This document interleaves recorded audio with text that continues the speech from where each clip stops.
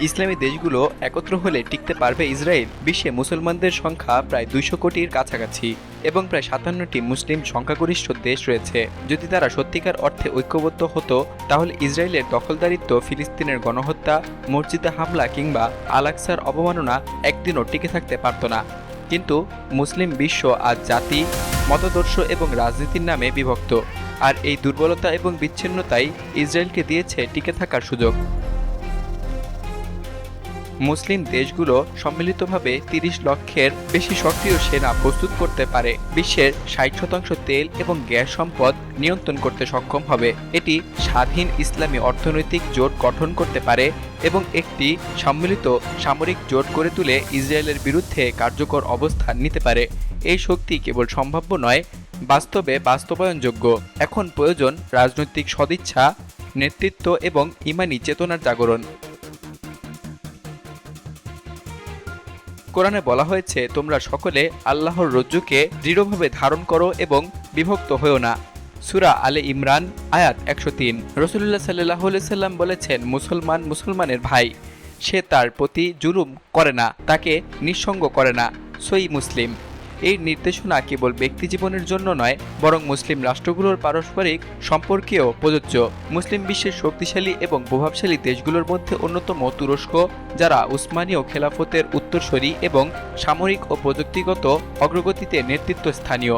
President Erdogan বিভিন্ন সময় ফিলিস্তিনের পক্ষে কথা বলেছেন, তবে কার্যকর নেতৃত্বে তাদের আরও সাহসিকতা প্রয়োজন। ইরান বহুদিন ধরে ইসরায়েলের বিরুদ্ধে অবস্থান নিয়ে আসছে।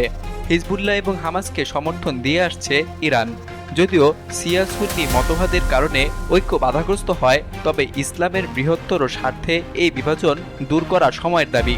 পাকিস্তান মুসলিম বিশ্বের একমাত্র পারমাণবিক শক্তি, যার রয়েছে বিশাল সামরিক বাহিনী এবং কৌশলগত প্রভাব। তারা এখনও ইসরায়েলকে স্বীকৃতি দেয়নি এবং তাদের উচিত মুসলিম সামরিক ঐক্যে নেতৃত্ব দেয়া। ইন্দোনেশিয়া এবং মালয়েশিয়া দুটি দক্ষিণ পূর্ব এশীয় মুসলিম দেশ, ইসরায়েল বিরোধী অবস্থানে অটল এবং জনসমর্থনও সেখানে প্রবল। এই দুটি দেশ কূটনৈতিক এবং অর্থনৈতিক চাপে গুরুত্বপূর্ণ ভূমিকা রাখতে পারে। কাতার ফিলিস্তিনিদের মানবিক এবং অর্থনৈতিক সহায়তায় এগিয়ে এসেছে, বিশেষ করে আল জাজিরা নেটওয়ার্কের মাধ্যমে তারা বিশ্ব মত গঠনে ভূমিকা রাখছে। সৌদি আরব দুই পবিত্র মসজিদের দেশ হিসেবে মুসলিম বিশ্বে সম্মানীয় অবস্থানে রয়েছে।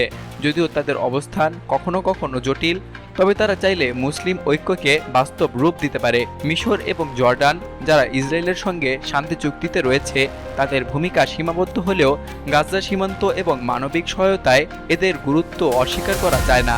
বাংলাদেশ বিশাল জনসংখ্যার একটি দেশ, ইসরায়েলকে স্বীকৃতি দেয়নি এবং ফিলিস্তিন ইস্যুতে জনগণ বরাবরই সোচ্চার। মিডিয়া এবং কূটনৈতিক প্রচেষ্টায় বাংলাদেশের সক্রিয়তা আরও বাড়ানো দরকার। আল জাজিরা মরক্কো, টিউনিশিয়া এবং লিবিয়ার মতো উত্তর আফ্রিকার দেশগুলো ঐতিহাসিকভাবে ফিলিস্তিনের প্রতি সহানুভূতিশীল, যদিও ইসরায়েলের কূটনৈতিক কৌশলে কিছু দেশ ধোঁয়াশায় পড়ে আছে। মুসলিম ঐক্যের ডাক তাদের আবার ফিলিস্তিনপন্থী অবস্থানে ফিরিয়ে আনতে সক্ষম হবে।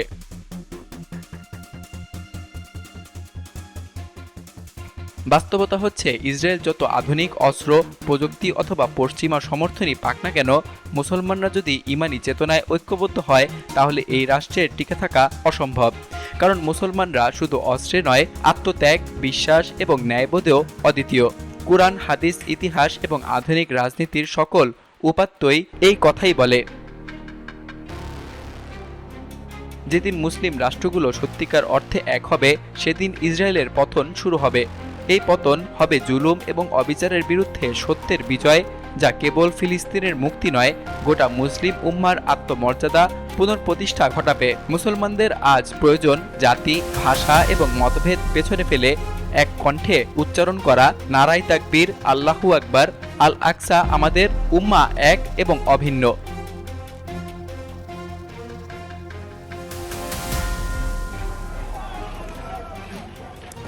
সকল প্রকার খবর জানতে এখনই সাবস্ক্রাইব করে রাখুন আমাদের চ্যানেল বাংলাদেশ কণ্ঠে।